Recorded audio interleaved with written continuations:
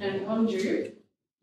My name's June Moorhouse and I'm the convener of the Chamber's Chief Executive Group, and I offer a welcome to you all today, both those who are members of the Chief Executive Group, which is the makeup of the leaders of the Chamber membership. Also our friends from AGWA who are here for the conference and are joining us this morning, and to all our friends online, because this is live streaming. So I'd like to offer the Chamber's acknowledgement of country.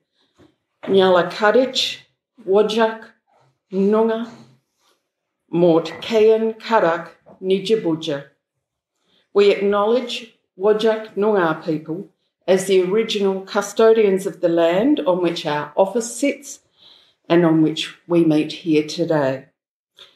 The Chamber pays our respects to elders past and present, and we thank the original custodians from across this country for continuing to share their land, culture and storylines. And whilst the land was never ceded, we continue to be humbled by the journey into the future. The Chamber also likes to acknowledge the many cultures that now represent Australia and recognise that the land in which we meet is becoming more diverse and dynamic. Woo! We celebrate Pride in particular this month, and we'd just like to reinforce that at the Chamber, everyone is welcome. On to much more prosaic matters, safety and housekeeping. The bathrooms are in the corridor, just adjacent to the theatrette. So, I mean, we're all friends here. Just if you need to go, get up and go. There'll probably be some latecomers coming in. We'll make sure they have to sit in the front row. And if there is an emergency, Colin will leap into action, put his hard hat on and usher us all out, or an AGWA staff member who knows what they're doing will come in and tell us where the safest exit is. Thank you to Lottery West, who've supported the technical and catering component of this event, and I hope most of you will have a chance to stay after for a light lunch. It is part of the Chamber's Cultural Connections program, which the capacity building program that Lottery West underpin. And I'd just like to acknowledge Chris Goggin, who manages that program for us very ably. And that this topic really came out of both ongoing discussions in CEG and also the sort of audit that Chris did in developing up the cultural program, the capacity building program. So the event also is a part of AGWA, as I mentioned, the Australian Museum and Galleries Association, for those of you who find acronyms, not anacronyms, acronyms, a bit tough. The national conference, Hear Us Now, and its theme is about turning conversation into action, and I think that's going to be very apt today. The conference is running from today till Saturday, and we hope that all those visiting from interstate get a really good chance to, and overseas, get a good chance to experience the delights of West Australian culture and very unusual weather. So as I said, changing the leadership landscape is in response to many conversations that were taking place within the CEG group across last year and this.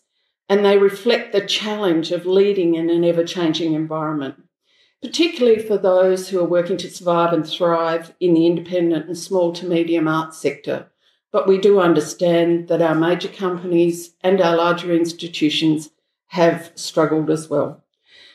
These discussions were not a whinge fest. They were a search for constructive responses to a seemingly never-ending range of structural and societal change that's created a new reality for our organisations in the past 5 to 10 years.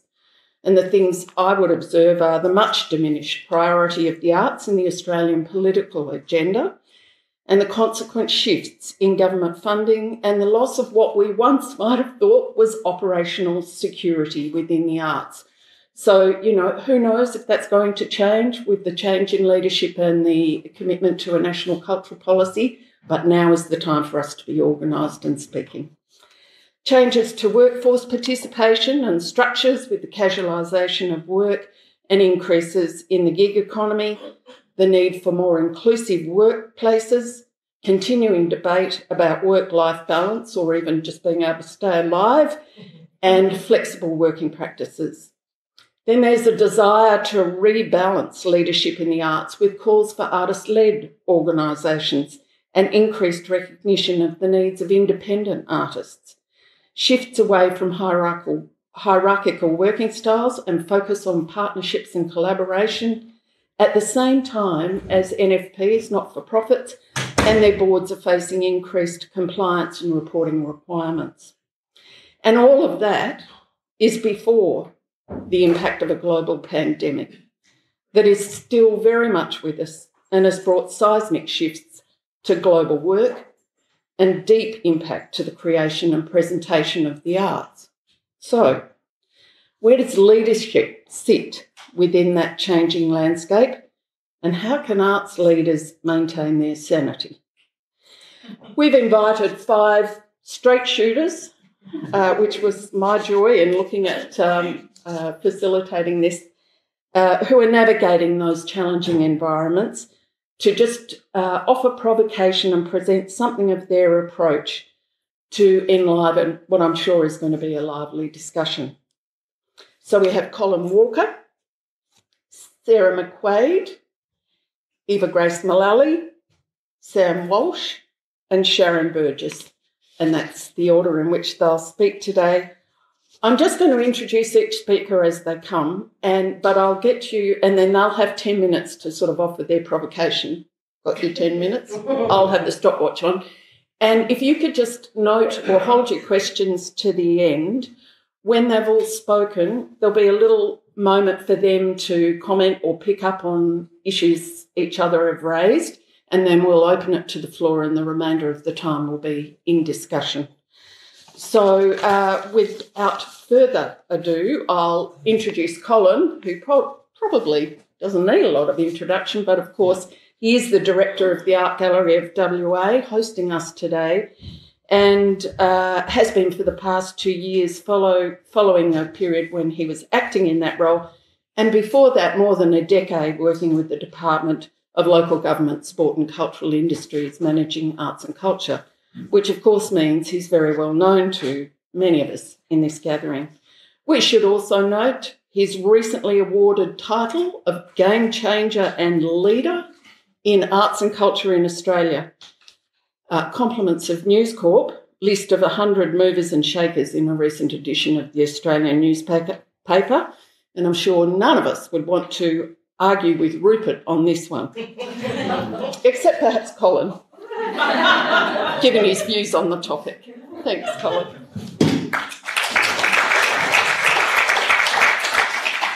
Thanks, you.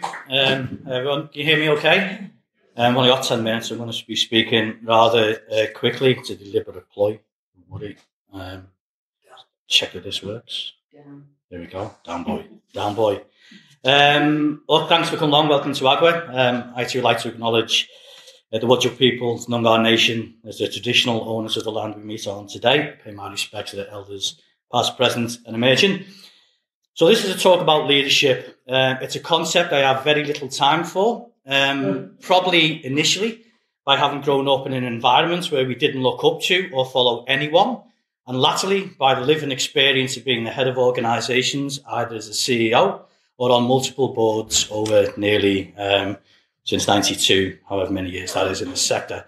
I actually can't think of a single person that I'd follow. I respect the job. Some people do, obviously, yes. Be led by them, follow them? No, absolutely not. I sometimes feel that the purpose of leadership literature, and indeed branches of psychology, I'm a trained psychologist, is to perfect reductionism and attribute successful outcomes, which are the result of a myriad of complex psychological, environmental, political, interpersonal, jammy circumstances, to carefully select qualities to match societal thinking of hierarchies and an obsession with the individual as the centre of an enterprise. But then to harvest those qualities of those individuals and present them as necessary for success. Anyway, it turns out, as I said, as a trained psychologist myself, that can save everyone here a fair bit of time, money and effort because I've managed to hone down leadership into one quality. No, not AGWA, Michael. Having the quality of being called Michael, you will have the same chance of leading an ASX 200 company than having the quality of, say, female. According to the Sydney Morning Herald, from work by Colin of WA, in 2019, 5.5% of ASX 200 CEOs were called Michael, 5.5% are women. But don't worry, having Michael as a name isn't the biggest leadership quality. No, that would be having the quality of being called Andrew. Combined, Michaels and Andrews make up almost 3 times the number of CEOs of ASX 200 companies than women. At least they did in 2019. In 2020, female CEOs reduced from 11 till 9. And then this year, Liz Gaines stepped down from FMG and was replaced by an Andrew. Andrew has a range of other qualities, of course. Almost all you'll find on any leadership course, because there he is, out there leading successful companies with his qualities. His understanding quality is being white. And having been in the banking sector, 35% of them come out with leadership qualities. Or even just going to a sandstone university in the city they were born in, 80%. Do you know what? I see a lot of Andrews on arts boards. But Col, that's so cynical. Surely there are leadership qualities we can apply to improve ourselves in our organisations. Well, okay, maybe. If you do a Myers-Briggs test, then all you need to do is work really hard on your own personality, forget yourself and become an ESTJ, the decisive leader, or an ENTJ, the natural leader. Ooh, that sounds nice. I think that one might be me. And then you'll be able to lead an ASX 200 company, or at least an art gallery. Maybe. It's axiomatic that there are really successful entities run by complete idiots whose external environment changed and they benefited as a result. I've seen this happen time and again here in WA. It does happen. But I've also seen disastrous entities run by competent and dedicated people where likewise their environmental circumstances just changed and it destroyed them.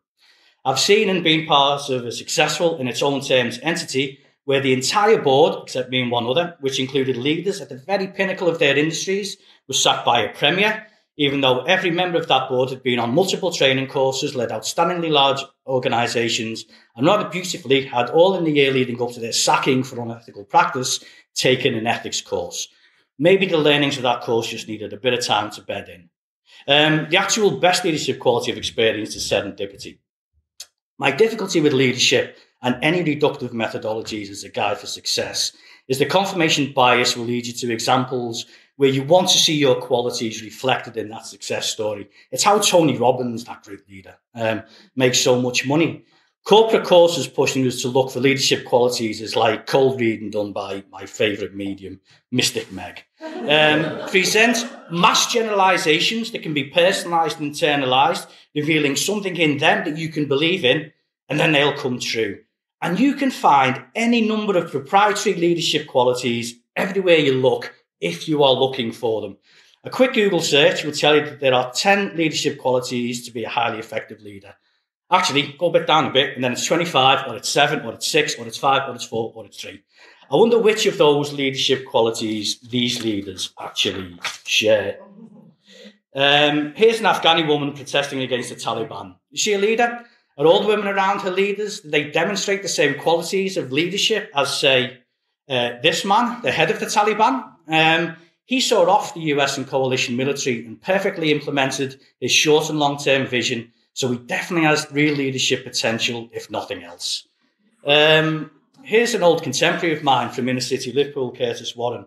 Not a conventional leader as he's black, he's from a working class area, same one as me in fact. No formal schooling at all, amassed a fortune of an estimated $800 million with business interests right across the planet, from hotels to casinos to hospitality, employing thousands and thousands of people. He's an absolute true innovator, which I'll show you an example of in a second. And he's adorned absolutely, literally no books on leadership, nor any case studies.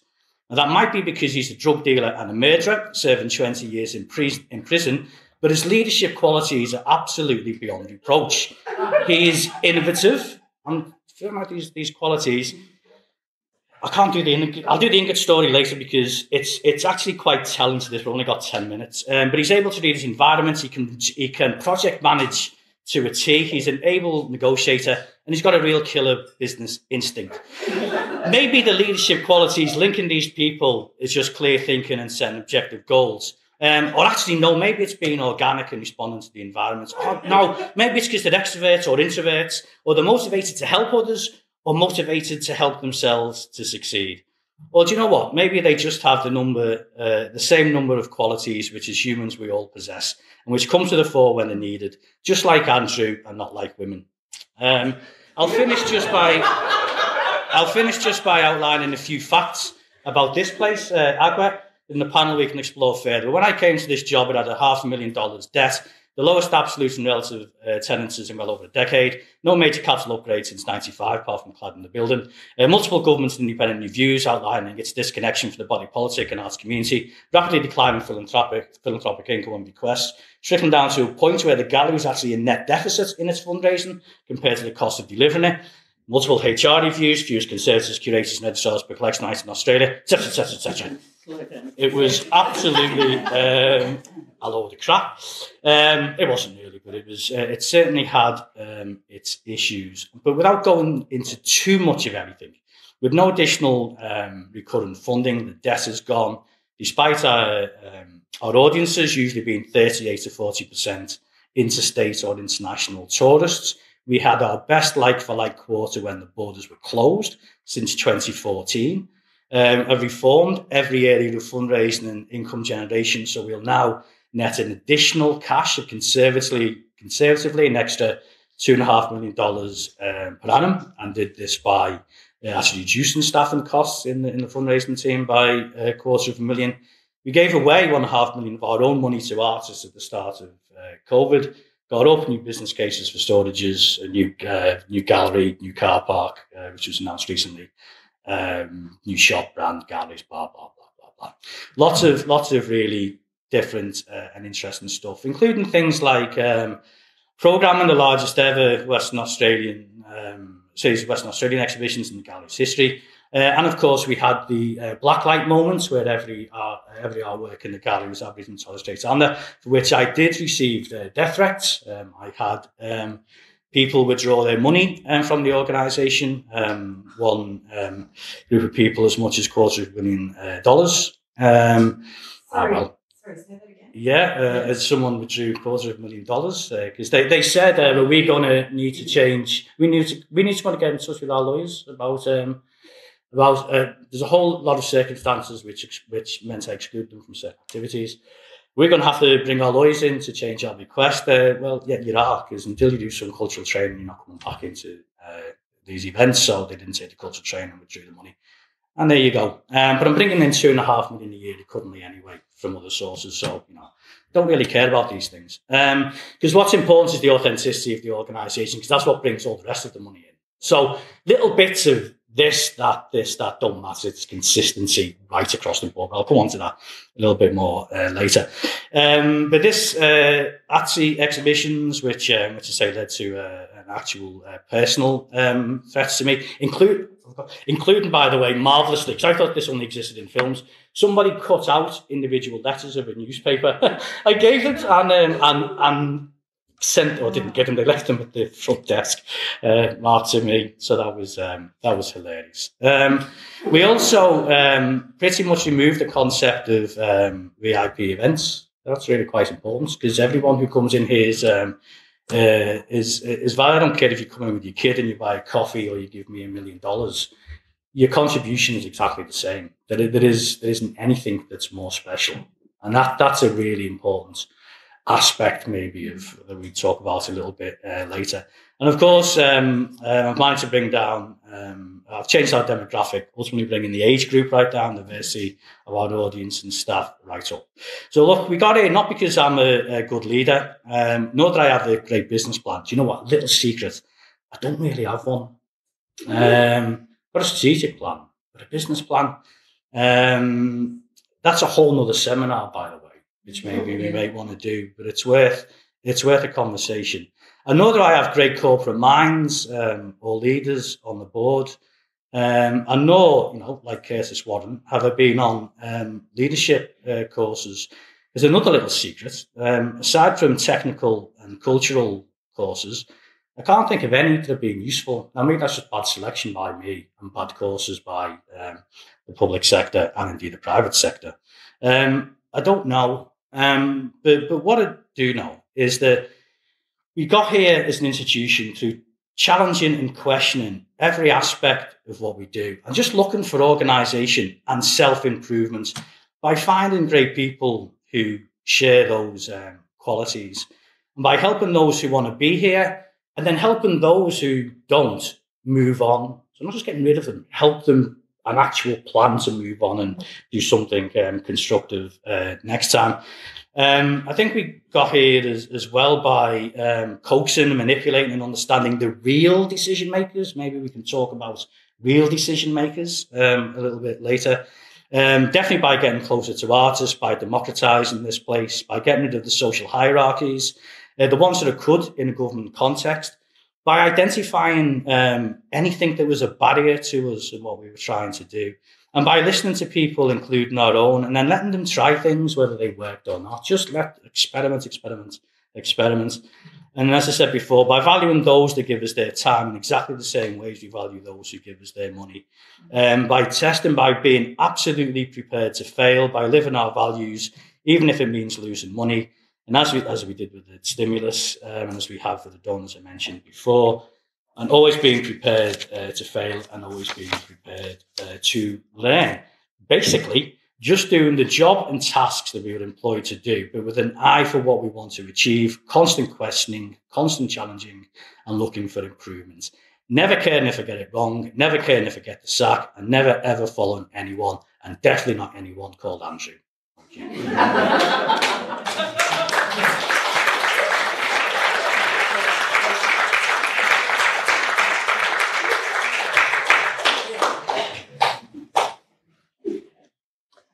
Fantastic.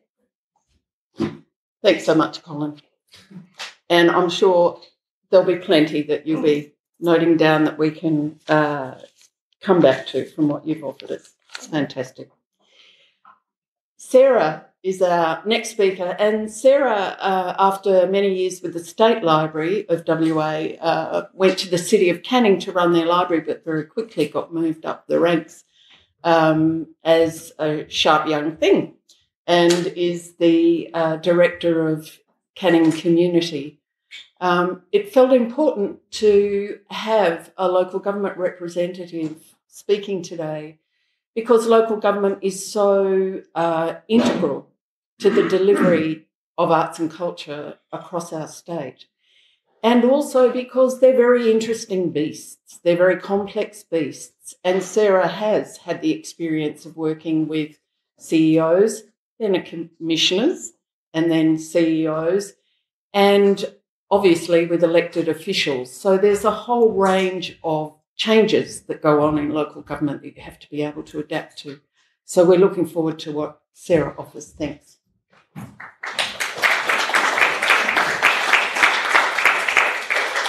Thanks, June.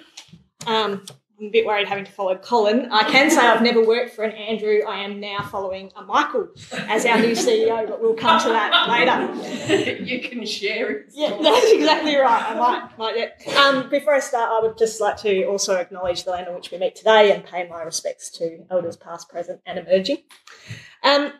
So I'm going to kind of talk a little bit, I guess, about leadership or how we lead through change. So if the past few years has taught us anything, it's that whilst you may not be able to control what happens in the world, you can control how you lead through it. The COVID-19 pandemic has impacted on us all, including big and small businesses, all tiers of government, organised sport, hospitality, and, of course, the arts sector.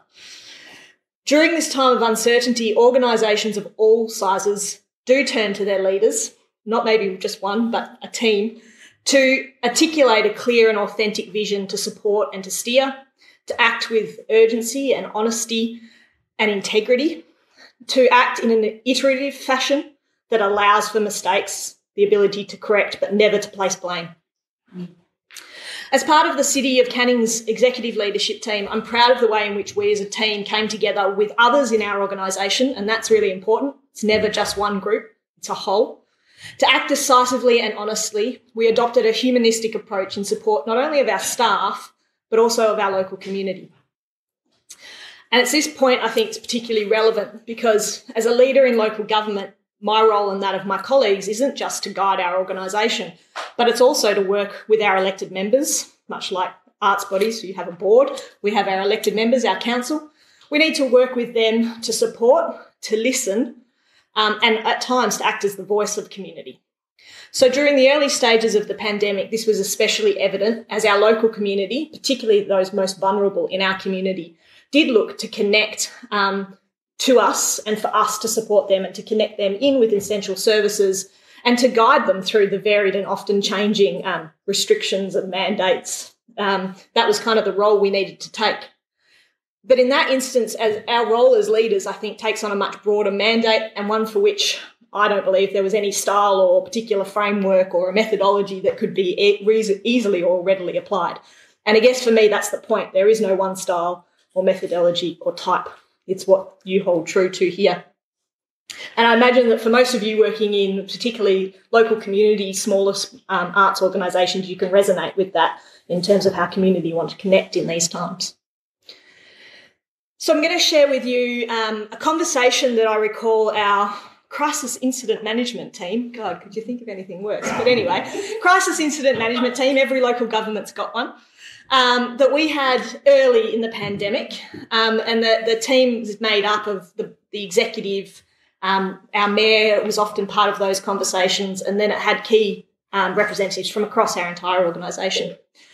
And the conversation we were having was about essential and non-essential services and whether or not we would stand staff down during this time, particularly those staff that couldn't readily work from home. At the time, a number of other local governments, I'm sure you would have seen it in the media, they'd started to publicly announce that they would be standing staff down in roles deemed non-essential. And perhaps not surprisingly, our library services were considered non-essential by the state government. But I'm pleased to say that at the City of Canning, we disagreed. Libraries are essential. They're an essential, trusted, safe space for community to come into. But that's another story and I digress. Our CEO at the time, Arthur Chiron, he listened as the SIMT group debated and discussed our financial and our social responsibilities as we discussed the merits, or not, of the actions taken by our neighbouring local governments. And then he posited one question to us. Did we want to be part of a race to the bottom? His question wasn't so much about the financial implications, but whether or not, as a leadership group, we were prepared to hold true to our values and our vision for a welcoming and thriving city, or whether we would take what some may say is the easy route and simply close our doors and send our people home. The group around the table responded pretty much unanimously, no, we certainly did not want to partake in any race to the bottom. But we agreed to what we agreed around that table was that, firstly, we needed to provide clear guidance and clarity for our staff. We assured them that during this time of ambiguity, their jobs were safe and that we would quickly create a flexible work environment based on trust and commitment, two-way trust and commitment, so to enable continuity. For our community, we would do our best to keep our doors open and to show visibly and clearly that we would work together to navigate the pandemic and that we were still very much open for business. In times of ambiguity or crisis, it's easy for leaders to make rash decisions, to think only of the financial bottom line, or to take their cue from the actions of others.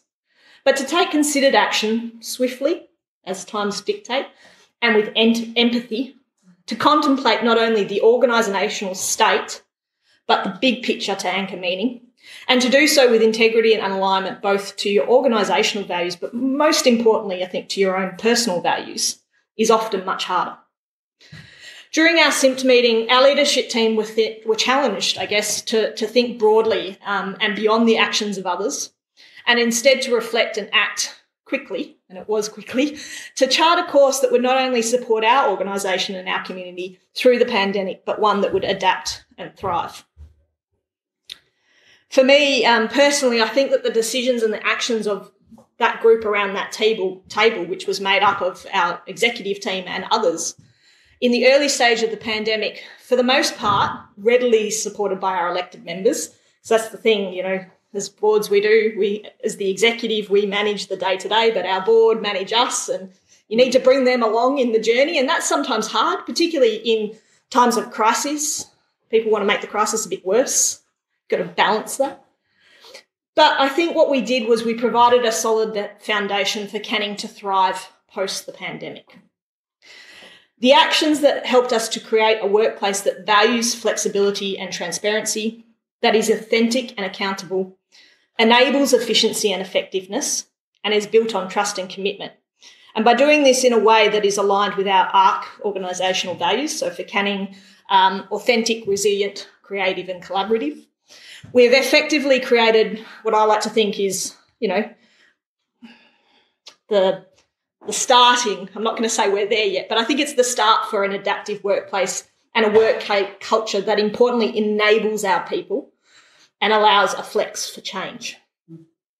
In leading this change, I believe that we've built a strong foundation to continue to navigate the varying opportunities and challenges of the new work normal, including how to balance the benefits of virtual work with the potential negatives of isolation and loneliness, how to create intentional opportunities for connection rather than, I guess, incidental ones, you know, the water cooler chats, and how to measure productivity and performance in a world that's no longer focused on the daily visual or the walk the floor mentality. There's more to be said here, and I'm sure some of my colleagues here will touch on that, and I look forward to hearing some of your your comments.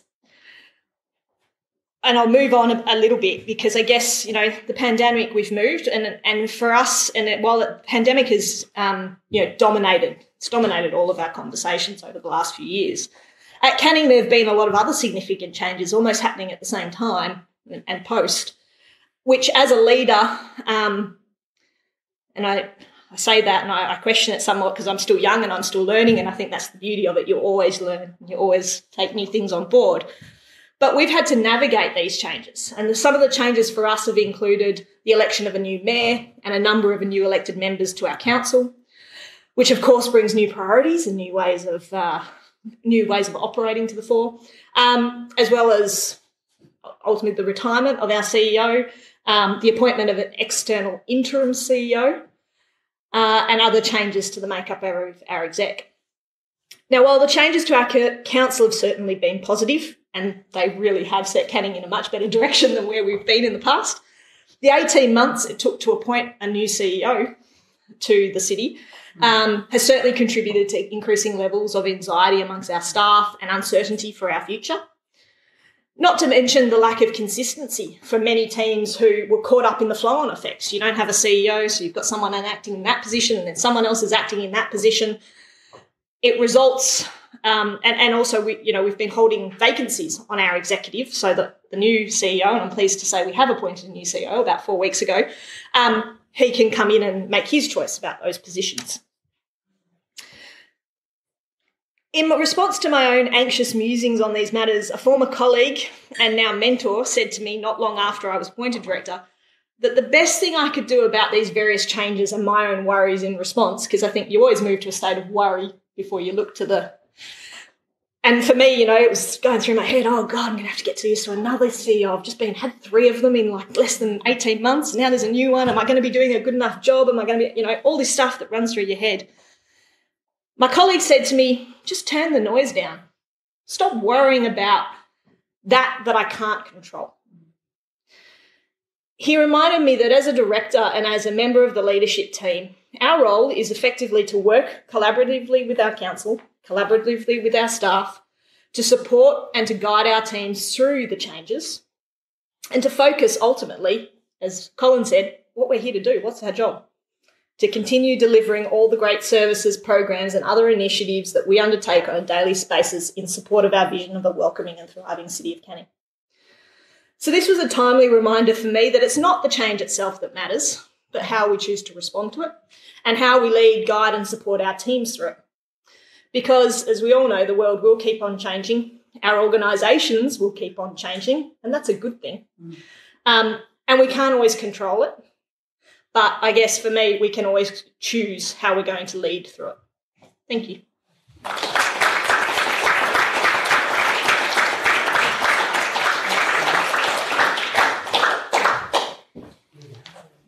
Thanks, Sarah. That was really helpful, and I can feel the kind of ideas and layers to this discussion starting to build up, which is fabulous.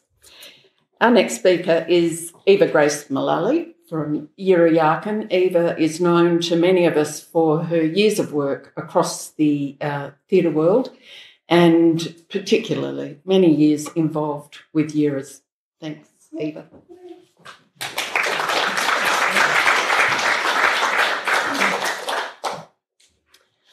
Gua. My name is Eva Grace Mullaley. I am a Widinyaru of the Yamatji Nation from the Midwest region. I also would like to pay my respects to the people of this land. Nangkorjer, Nangkarjer, Bawajakburia, Bawajakbuja, Bulajer, Babula, Baben, Babena. Okay, so the provocation. The only constant in life is change, so why do we need leaders? I found it really hard to answer the provocation, mostly because it doesn't make sense to me. Is there change without leaders? I don't think there is. I love change. Change excites me. I've never sat well in the mundane, the stagnant or the mediocre. And as an artist, I like to mess with premise and form. As a First Nations artist, I like to continually question what is a Western or colonial way of making art and what is a contemporary blackfellow way of doing things. And as the artistic director of Yirra Yaakin, I believe it is part of my job to provide artists, playwrights and creators with platforms to try different ways of thinking or doing. And when I'm asked why, my answer is usually why not.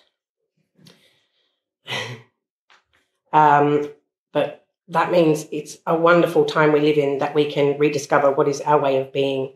But change doesn't happen without radical thinkers, without brave leaders, and without the trust of our communities. I'm not good at writing speeches, and my love of new premise and form and the fact that I'm a little strange means I had to answer this provocation in a different way. If you've been to a Yirra Yaakin show in the last 3 years and read the director's notes, you might have noticed that I find it easier to write poetry than to ramble about things. You'll hear 3 or 4 of my poems, time permitting, written through the course of my career, as well as some anecdotal crap that this reminded me of. So my teenager says crap's not a swear word, so I'm allowed to say it. Your teenagers with friends. Okay, so let's start with the most recent thought. I wrote this poem yesterday just for this event. It's called I Don't Call Myself a Leader. I don't call myself a leader, the one at the front of the pack. I'm not that kind of leader. I prefer to hang at the back. You can see so much more from behind and listen to the whispers on the wind, see and hear the community uncensored, be informed by being within. I'm not hungry or fighting for power. I'm just an advocate for change. How do we support our community if we don't dare to be a bit strange? If you lead from the top or above, you can only look down on us all. What point is there in being so high up if no one will catch you when you fall? You can't be above the people and know their struggles to survive. When you have comfort up high, you only know what it's like to thrive. When you lead from the front of the team, it's easy to forget that others came before. What about the ancestors' journeys? Wasn't it you that they lived for? The leaders before us are important. There is no original thought. We must remember their paths. Acknowledge for who they fought. How do we lead from ahead of the pack if we never sit with the wolves? How do we build community if we haven't been given the tools? We do need every type of leader, top, front, within and behind. What every leader needs is empathy, respect for others and to be kind. Anyone can be a leader, but accountability is the key. Responsibility for community, awareness of what people need. I don't call myself a leader, not what you think one is anyway. And I'll continue to listen and learn, leading like a blackfella does, my way. Thank you.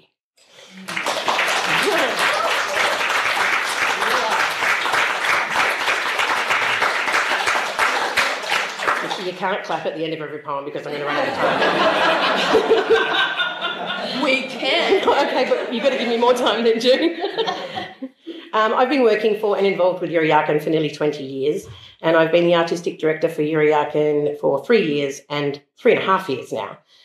But for 4 years prior to this job, I was the executive producer, though I preferred to call myself the development producer, of a national community-demanded peak body for blackfella performing arts across the whole of Australia.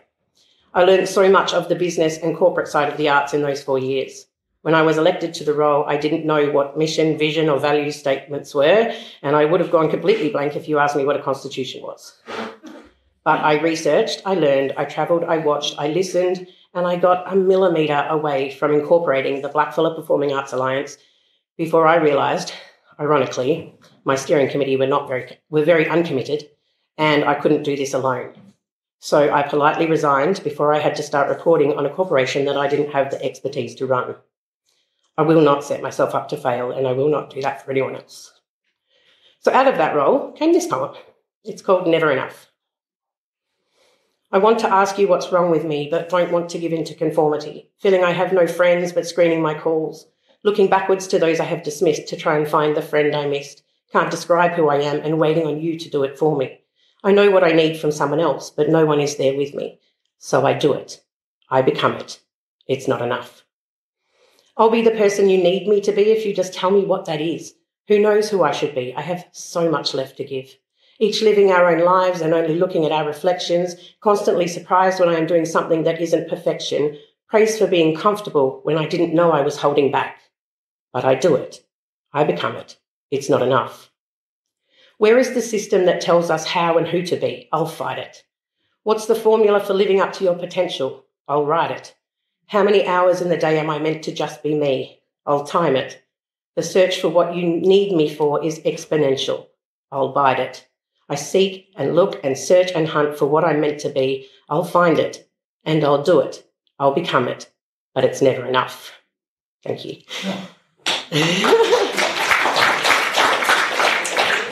This comes from the feeling that all community leaders feel. It's not enough. The injustice and treatment of our people is still horrific. As artists, it is our job to hold a mirror up to society and show this, but it's never enough. As First Nations people, we have to work harder, be better, and never make mistakes, just to be considered as equals to our non-Indigenous industry counterparts. This is not a rant, this is a fact. And it's not just Australia, an Australian issue. All First Peoples of colonised countries are going through this. Okay, so let's break the tension. This is a great saying that I got when I Googled leadership. A leader is the one who knows the way, goes the way, and shows the way. I like that. It sounds like poetry, and I didn't write it. I once said to a playwright friend of mine, Victoria Midwinter Pitt, that it breaks my heart that the one Aboriginal woman she interviewed for her verbatim work, I'm With Her, is the only character that doesn't get to tell her own story. Victoria responded that she tried, but, and this is my perception of what she said, not verbatim at all, no matter how hard she pushed, the amazing Marcia Langdon wouldn't tell her own story. Not when there were so many women that needed her to talk about them. Women experiencing violence, injustice and abuse. Women we only hear about as statistics. I'm With Her by Victoria Midwinter Pitt is being performed as a reading at Subiaco Arts Centre on the 16th of July. By the way, shameless plug to champion an amazing artist and a great play. My point is, though, Marcia chooses to forego her own story to amplify the stories of those that are unheard. I understand this. It's hard for First Nations people, people of colour or people of minorities to tell our individual stories because whenever we are asked to speak or to have an opinion on something, we know from experience that we are speaking for an entire race of people. I'd love for you to prove me wrong on that, but I doubt you could.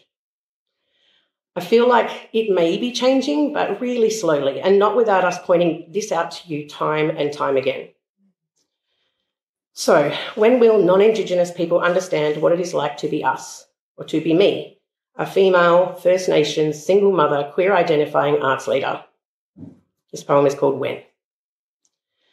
When you don't want to be angry at the world, when you don't want to be bitter at the industry, when you don't want to be disgusted at your peers' lack of knowledge, when you don't want to be estranged from your children, when you want to remain independently you amongst it all, when you want to give in to societal pressures, when you don't want to feel alone anymore, when you don't know how to grieve so many losses, when you don't ever feel like you are doing enough, when you don't feel like you have an informed opinion to give, when you don't want to represent an entire race of people when you talk, when you need to represent strength and solidarity at all times, when you want to fight, but only with decorum and grace and articulation, when you are too tired to even pick your battles anymore, when you being rightfully angry makes you easily dismissed, when trying to find the positive in people is validating their ignorance, when you think of all of this every minute of every day, then you scream with the frustration of it all, then you smile at the absurdity of it all, then you cry at the pride of it all.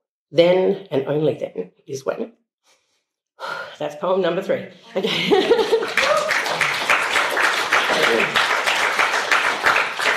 Okay, so back to my practice. Oh, what do I do? Okay, cool. Oh, I'm not that person though. Yay! So as the artistic director of one of only 3 Aboriginal theatre companies in Australia, and as far as I know, and I could be wrong, the only state and federally funded small to medium theatre company in WA, I constantly feel the responsibility to lead the change that this industry so desperately needs and to re-indigenise the way we work. You might have noticed I said re-indigenise and not decolonise. Decolonising has been a buzzword for a while, and while it's a great idea, it's usually practiced wrong.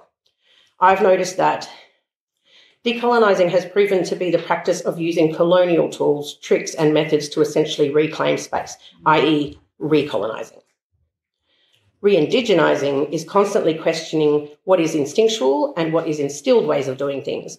In practice, for me at the moment, this means trying to work towards my entire company operating with a community mentality. Community mentality, it's not socialism. It's thinking of the community in everything you do and making sure that everything you do is for the benefit of the community. For instance, I am constantly aware of what is missing or not available within the community for the artists, what is missing within the arts for our communities, whose voice is loudest and whose is underrepresented or not heard at all, who is speaking for the country and who has the right and responsibility to speak for each country and culture, because we are a nation that had and always has had many different cultures and societies. I do not speak for every blackfella in Australia. That is not how we lead. This is how we lead. We lead from behind. We build the platforms and provide the microphones for our unheard ones. We listen to what people have to say and find solutions to issues that our communities are facing. We pay attention and we feel every injustice. We continue to hold our heads high for the resilience of our people and the strength of our ancestors. We lead from behind the scenes. We lead from within the community. And most importantly, we allow people to make mistakes, because change doesn't happen without radical thinkers, without brave leaders, and without trust within our community. Thank you.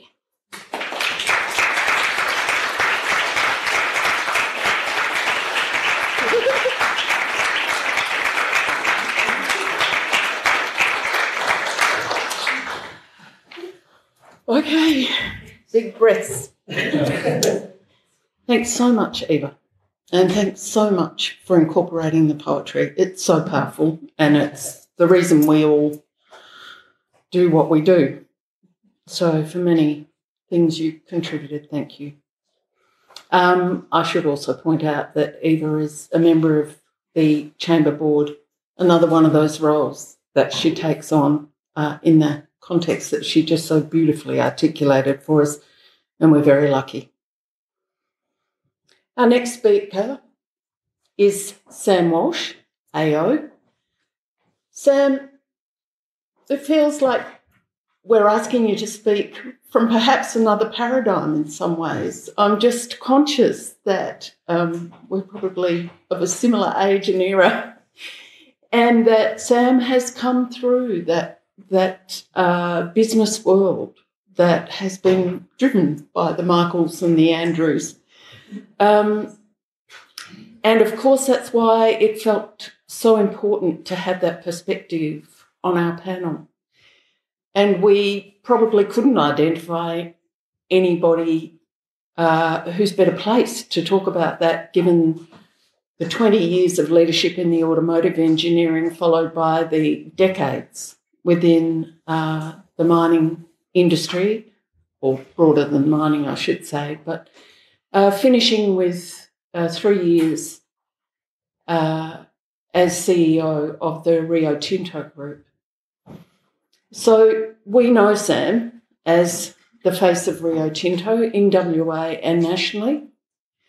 We also know Sam here in WA as a really remarkable advocate for the arts. So across the time that Sam's been working in business, he's also been very dedicated to community service in all its forms, but particularly to the arts, and has been nationally recognised and internationally recognised by the Japanese for his contributions to community. In the arts, he's chaired the Art Gallery of WA here. He's chaired the Black Swan.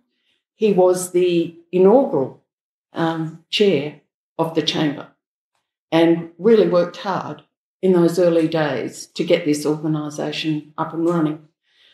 And one of the things I reflect on when I think about that is the movement, Sam, from running Rio Tinto globally to the Chamber, which is, well, it might be 1.8 people now, which is more in keeping with the kind of organisations that I know many of the people here are running. So that shift in scale is really interesting, and Sam has been committed to that work.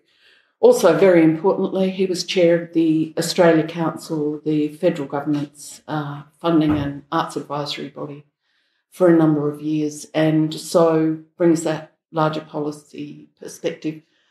So it'll be fantastic to hear what you have to say to us, Sam, about leadership.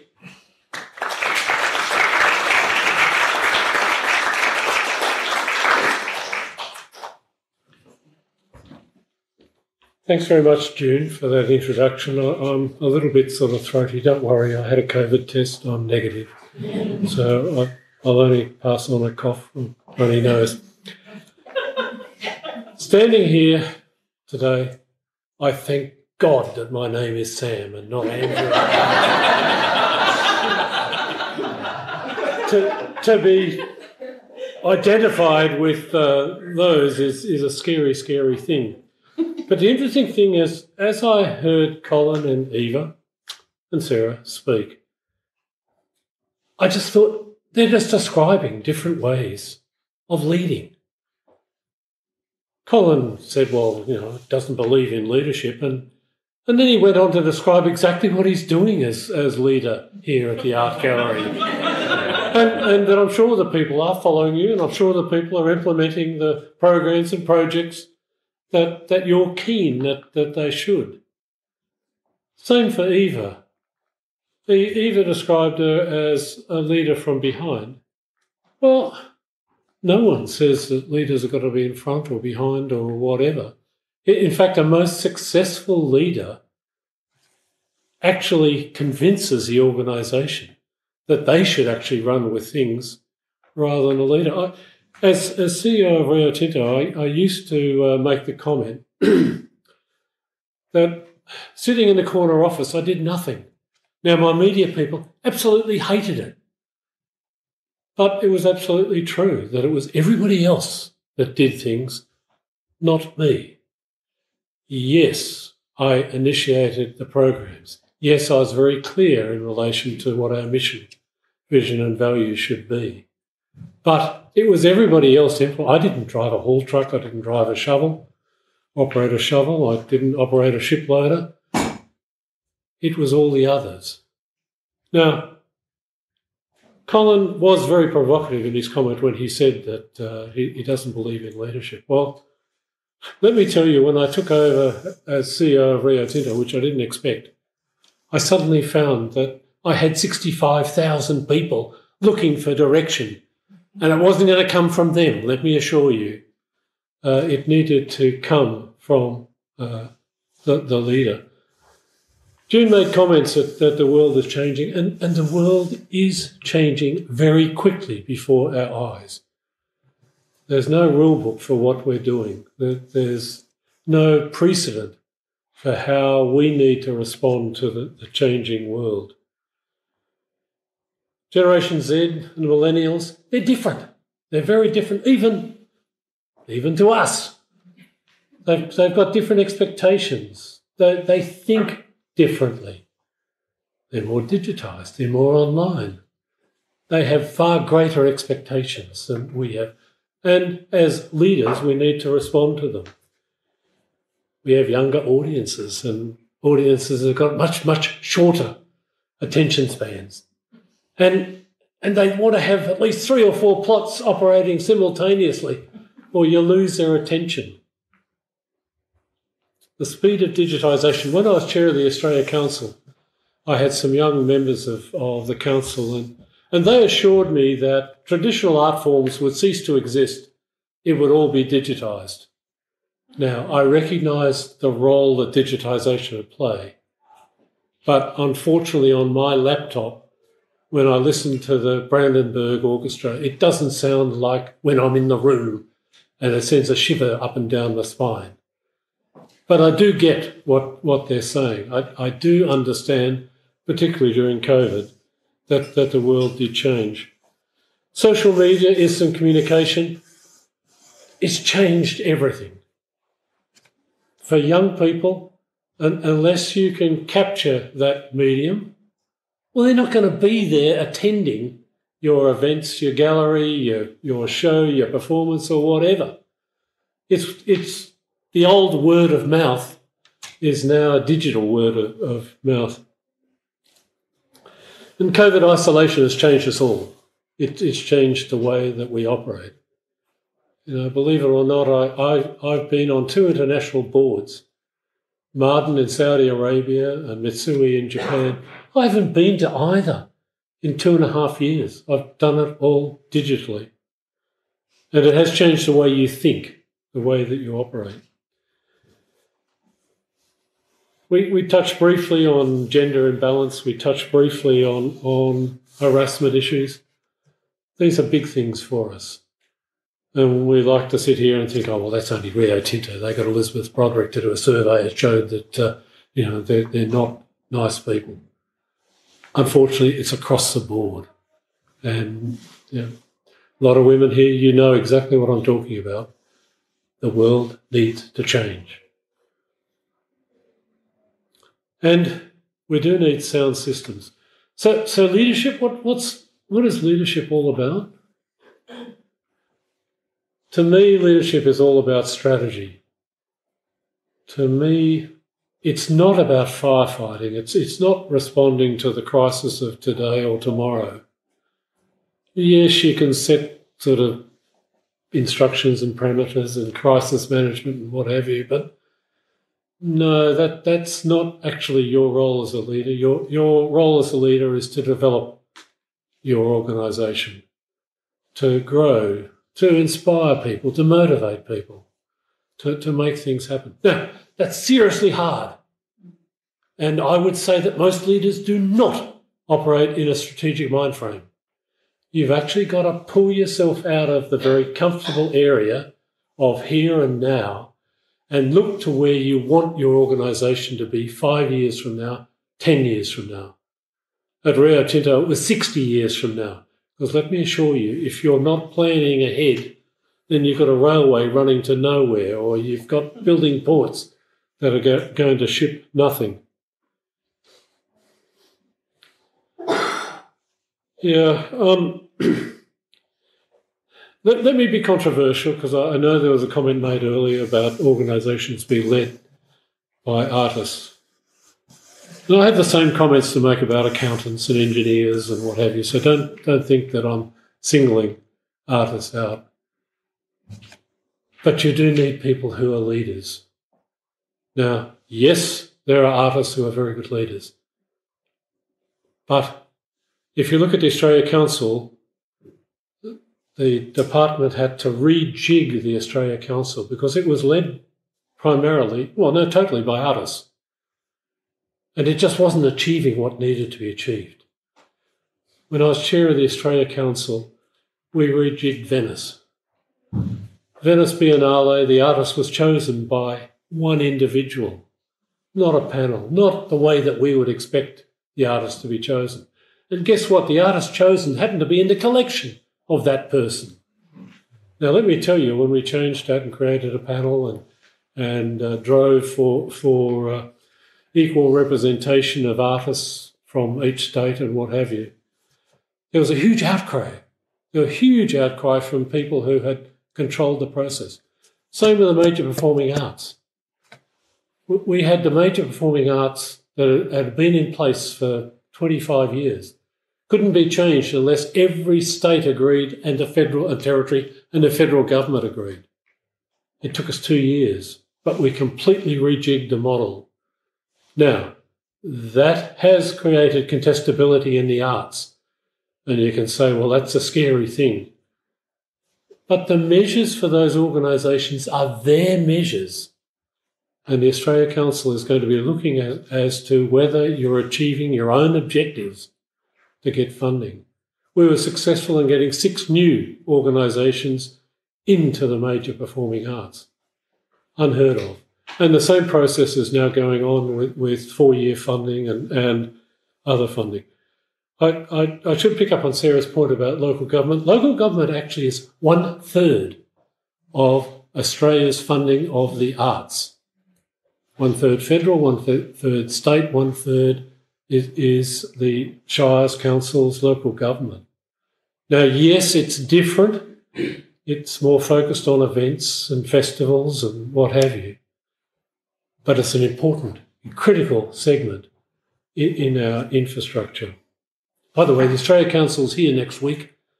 They're here Monday, Tuesday. They do have a meeting with a number of people. I just hope that you tell the Western Australian story because they need to hear it. And in relation to federal government, Tony Burke, I worked with Tony Burke when he was Shadow Minister for the Arts, and let me assure you, he is committed to the arts. He will establish a long-term plan for the arts. He will rejig it. And the Labor Party has always been favourable towards the arts. Just look at the work that Gough Whitlam and others have done for the arts. But it's important that we represent ourselves. It's important that we physically lobby, advocate, whatever. And that's what the Chamber's here for. Sorry. No, that one. No, I don't really need to know my name, but we won't forget just in case I forget. So coming back to leaders, you have a span of authority. This is the area where your board or your organisation has said that you can operate in. And I bet you all operate down here, where it's nice and safe, nice and secure, nice and, well, let's not disrupt things because that's going to expose me. A critical issue for each of you is that you move to the top of your band or even over your band, because that's the way that you respond to change. That's the way you make a difference. That's the way you grow and develop and improve your organisation. Thank you.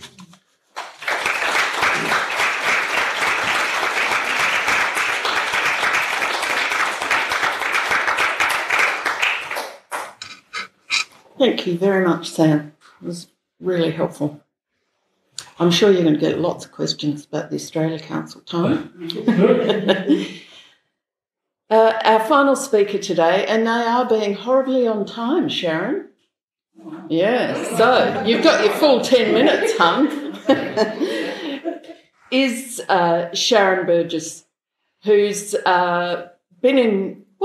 came to Australia to lead Artrage after years of working in Scotland and particularly around the Edinburgh Festival, and she can share other aspects of her background. But we were particularly keen for Sharon to share with us some of the things she's been implementing at Artrage to ensure the sustainability of her workforce, which I know some of you are aware of. And if you did the Chamber's governance training, you would have heard Sharon speaking the other night, which was fantastic.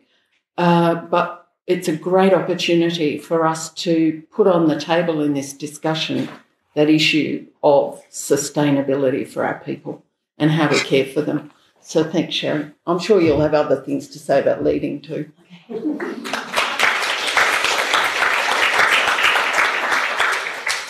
Good afternoon, everyone. My name is Sharon. And again, like everyone else, I'd like to acknowledge the traditional owners of the land in which we live, and I work, and I play. And what a beautiful land it is, and it's a privilege to be here. And how lucky am I, and how lucky are you to be sat and listening to some of these speakers today? Just incredible. There are two things I wish I'd done before I stood at the mic. Brought some notes, would have been good. And gone to the toilet before we started. But I'll get through this. It'll be fine without the notes. So yeah, as June alluded to, I came here in 2019. I came here to the whispering of Wuhan, and Wuhan became COVID, and COVID became a reality, and the most challenging of times for all of us. I'm really excited now that COVID is not on the kind of daily media cycle on TV, that I can now start to do the job that I came here for. Because I haven't been able to do the job that I came here for. And I'm really looking forward to getting started. So the last couple of years has been about survival, about retaining the talent, maintaining the momentum, and creating an organisation which is robust and is sustainable and will see us into the future. When I first arrived at Artrage back in 2019, I sat with my exec, and one of the first discussions we had was about succession. And the look on their faces when they're like, whoa, why are you talking about leaving? You've only just got here. Because that's my job. My job was to come in and leave an organisation in better shape than I found it. And I can only do that by planning. And that planning has got nothing to do with bricks and mortar or economics. It's got to do with people. And everything I do, and every day that I get up and I go to work, it's about the people.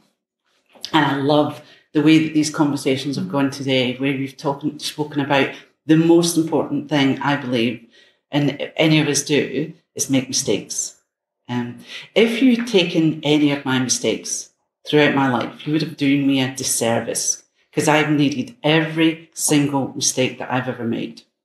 And I need my people that I lead, from the middle, from the centre, from the back and from the front, I need my people to know that they can make mistakes. I do encourage them not to make them twice. That's the only thing that I suggest, is that make the mistake, but try not to make it twice, because that's where the learning sits. The learning sits in our mistakes, and I've made enough to know from experience, and that's all I'm talking about today. When I stand, anytime I speak about my experience. I never give you my opinion, because we've all got one, but my experience matters, because that's the only thing I have to hold. So coming here and very quickly having to deal with, it has this has probably been, and I don't say this for drama, this has been the worst 3 years of my life, personally and professionally. But I believe it has allowed me to build the foundations for what might be my best years to come. Because out of this, and if we don't change because of COVID, then shame on us. Shame on us. Kindness, empathy, love, all of those things are what, as a leader, I believe I need to have. I need to come from a loving place. I ask myself the question every time I have the conversation, is it kind and is it necessary? These are the important factors. And I am a custodian of an organisation which I know is beloved. It's not always liked, but it's beloved, mainly by the community in which we work in. The independent artists don't always like us, but I know they love the opportunities that we present. The people in our audiences don't always get us, but I know they love being a part of it. And creating an environment of encouragement and love and support is my job in leadership. And I've actually grown the team in COVID, thanks to Dr. So normally when COVID came, we would be letting go quite a number of our contract staff. Our graphic designer would have been on a contract, our social media person would have been on a contract. And JobKeeper allowed us to maintain that capacity. And I had a board who listened and understood when I was saying, I'm not letting these people go. We're going to keep them and we're going to maintain the capacity to come out of this. Because if we had just closed up shop and got into a kind of winding down, I don't know if we would have survived. But by maintaining the talent and maintaining the capacity for growth, that was such an important thing. But what we did is we then took our design work in-house. We took all our social media in-house. So we brought a lot of things that would have been external contractors would have supplied. We became more sufficient, self-sufficient, and more able to kind of maintain all of that. So in doing all of that, we kept a team and we kept them close, and we all did our work from home and we did what everything else does. But I could see the cracks, I could see the frailty of young people who had not really established. These were not people that were long-term employees. They were people that had come in to do a 3-month contract and now were in a full-time job with an organisation who was trying to care for them and look after their needs. So it was a transition that was not the easiest, but we did it. But when we all came back and we all started back, and we've had 5-day lockdowns, capacities, we've had all the same problems that all of you have experienced. We're no different. But the thing at the end of it, we kept going back to how are our people. How are we getting them through this? Now, one of the things, and I know some people in the room will love me and some people will hate me, 4-day week. We investigated with the exec team, we investigated the feasibility of, because we needed some flexibility and we needed to ensure that life balance was there. But the flexibility was causing problems and we couldn't get the right people in the room at the right time. And there was generally, nothing really seemed to be landing. We seemed to be in a bit of a kind of no man's land of, we wanted those water cooler moments, but then we wanted that kind of, I want to be at home and people bought puppies. I mean, for God's sake, people, you bought puppies in COVID and then you have to come back to work, So there was a lot of juggling to be done. So the 4-day week seemed to hit the spot in giving us that. But we had to change our practices. We had to change our working day to ensure that productivity was absolutely maximised in the days we're all in the office. And we did that in lots of, there were really sensible, pragmatic, kind of common sense things. Like if you were in focus, put a post-it on your back of your computer and tell people not to come up and do the desk chat. Just put a post-it. You put yellow for I'm okay to chat, pink means to go away and have a water cooler with someone else. 15-minute meetings, stand-up meetings, things that really just gave us a better kind of focus on the day at hand. But the most important thing in all of these, and there is a report, you'll find it on my LinkedIn, I'm going for maximum views on that LinkedIn post, so I appreciate you looking. But one of the things that we found was surveying and talking and keeping up to date and finding out how people were feeling. But the most important thing was everybody had to be on board. This was not something that 8 people out of 10 want to do. It had to be 10 out of 10. And it had to be people feeling safe and secure in the knowledge that they wouldn't be under any pressure. I mean, doing the same amount of work in 4 days is possible. But it really does have to be a a conscious effort. You know, you really have to, you can't have people working 10 hours a day instead of 8. They have to be doing the 8 hours, but they have to be doing the best 8 hours they can do. And if they have too much work, we need to look at that as leaders to make sure, how do I take that load off them? How do I share it? What is the stuff that you're doing that maybe we don't need to do? It gives us that opportunity to really interrogate everything that we're doing and looking for the essentials and then leaving the other stuff behind. And that's okay, you know. We don't have to do it all. So it has been incredibly successful. I haven't checked the time. No, you're doing okay. Yeah, okay. And if I stop early, that's okay too? Yeah, you can rush out the door to the... Yeah, that's okay. No, I'm okay. It's just a thought.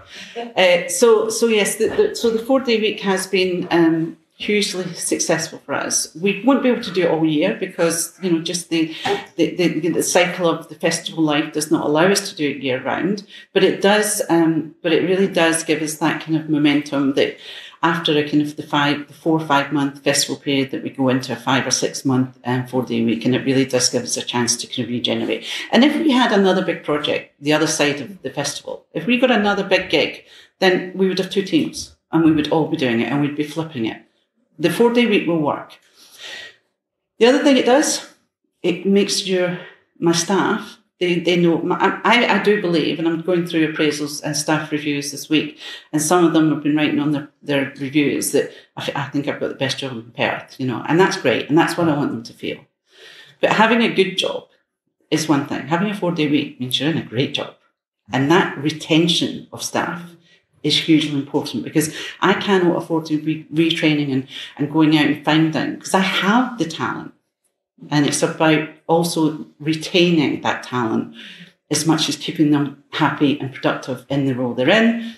I want to hang on to them. So there's a lot of benefits for the organisation. My board were entirely satisfied that we had made all the right... We did a 4-week pilot. We didn't go into this longer term. We did 4 weeks, went into a festival, and now we're doing the longer term, and it is working. But as I say, it's not completely altruistic. You know, it is about keeping the talent I've got and keeping them happy.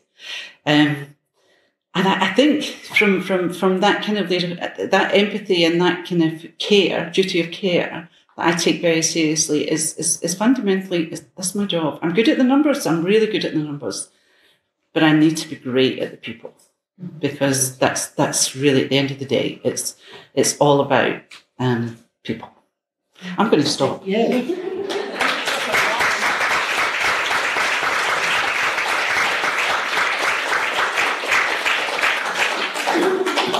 Thanks so much, Sharon. Who needs notes?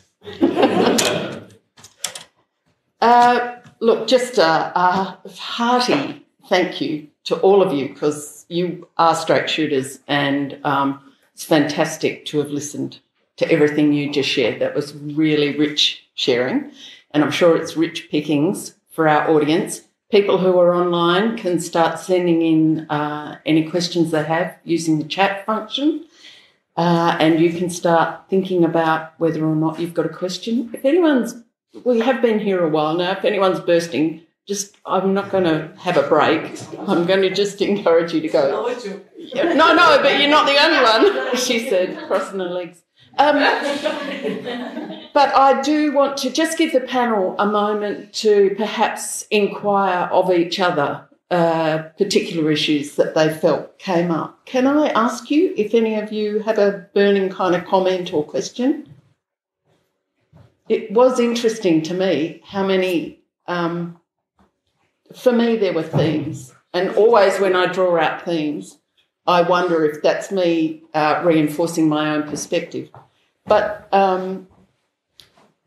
even though you've all come from really different positions and lenses today, that issue of being yourself and being true and authentic in the way that you move through the pathway of leadership, however that manifests, seems to be really important. And I felt like you were all being yourselves in sharing today, which is part of the power of what we've just experienced.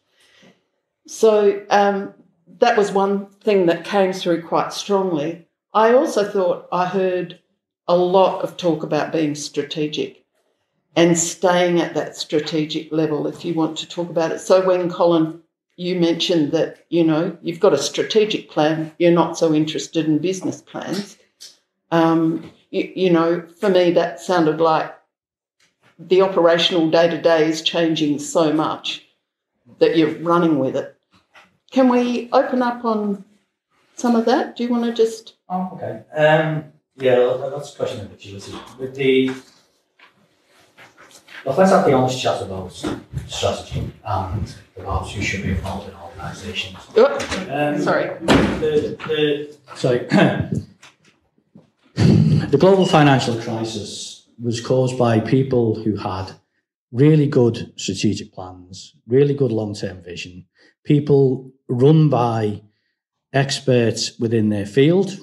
They running to what those organisations needed, wanted, shareholder value returned as much as is humanly possible, almost economically destroy the planet as they were doing it, and, you know, still running around climatically destroying the planet as we carry on now.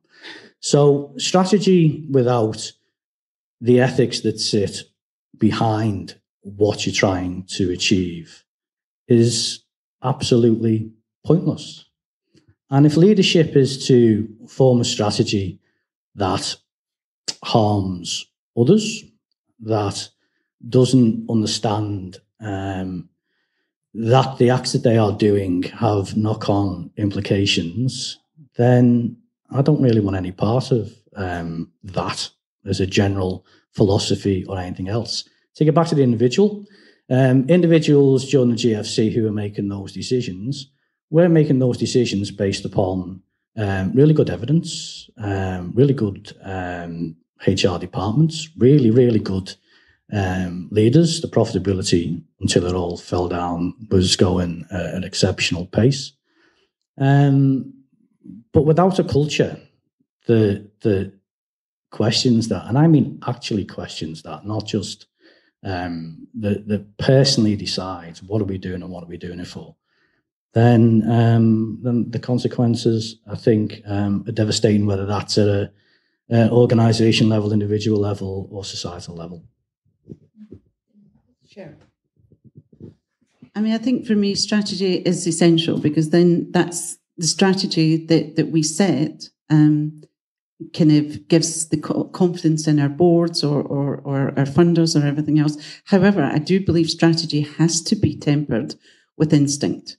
There has to be a room for manoeuvre. There has to be room to switch and change as things happen, and as you see that kind of cultural kind of element come in.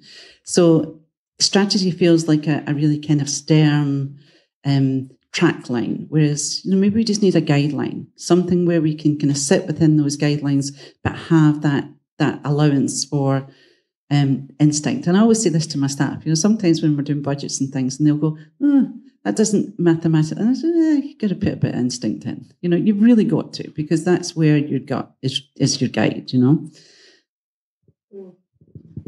I don't really use the word strategy a whole lot. But I do often say there's a method to my madness, and quite often it presents itself after I've done something. But it works, you know. So, but having said that, when I started as the artistic director of Yaakin, within the first couple of months, we rewrote the strategic plan. So I have a strategy. I just don't particularly use the word. Yeah, that's enough. Thanks. I mean, I'm not going to say anything different here to what you've heard. I think strategy is important, but it always comes back to the quote for me around culture eats strategy for breakfast. And, you know, you can have the best strategy in the world, but if you don't have that strong culture to deliver on that, then you're never going to get there anyway. So I think it's the balancing act of ensuring good strategy, but having culture and bringing your teams, your people part of that. Yeah, I agree totally that strategy has to be in the context of values and ethics and culture of an organisation. I mean, that's absolutely fundamental. The point I was really trying to make is, as leaders, we're not there as caretakers. we're not there to maintain the status quo. We're actually there to make a difference. And I guess me using the word strategic is trying to lift our thoughts out of the firefighting, the day-to-day that we all find very comfortable in, to thinking about the future, thinking about where do we want to take our organisation, and how do we become better at what we're doing. But of course, I mean, cultures, values, ethics are absolutely so. I mean, we just had a federal government election, and the fundamental issue was exactly this. Codename ESG, environment, social and governance. And if you look at the sort of issues where the Labor Party and the Teals were successful, it was in those areas. For some inexplicable reason, the dinosaurs in government didn't understand that the community had actually moved on, that the community wanted us to do something about climate change, that the community wanted us to do something about the social inequities that is staring us all in the face. And on the governance side, our people saw that there's a need for an independent commission into corruption. Some reason, governments normally lead us. Governments normally are ahead of our thinking. In this particular election, they weren't. They were behind. And I agree totally with the comments that values, ethics, culture are absolutely critical to what you do. And we've just seen that. Thanks. I think we're going to open from the floor. So if you've got a question, thank you. Take it away. I agree with what you're saying. Like, it's really about being values-led rather than strategy-led. And you're all saying the same thing. I agree. Business plan, whatever. Strategy's great. Values really great. So is it time that we blow up existing models? Why not? Yeah. The question just for people online is it time to blow up the existing models? You want to take that on? All I had to say was, why not? Yeah. I constantly question whether I'm being told how to do things or whether I'm doing it the way I want to do it. And I have many daily, not arguments, but conversations with people telling me this is how we've always done it or this is how it's done. And my answer to that is always, why not? Why can't we change the way we do things? Who are we hurting by trying to do things in a different way? And more to the point, who are we benefiting by trying to do things a different way? Why not? Thanks, Eva. Sounds like you've got a lot of support there. Other questions? Yes. I have a question for Eva as well. How do you protect the attributes of leadership that you have been given by your positionality as a Black woman outside of her own country, but also within systems that lateral violence kind of is enacted against us, as well as structural colonial violence? Like, how have you protected and maintained and involved leadership during your journey? Yeah. Not easily. Is my so how I protect my position, myself, is I think I have a very small group of peers that I rely on to tell me if my ego is getting too big and if I'm not accountable for my actions. And they're not all from this country either. So that dramaturging of my life, that kind of outside eye, is really important to me because I tend to get a bit overwhelmed by all the things you're talking about, by the lateral violence, the othering that I get a lot, and we all get a lot, I'm sure.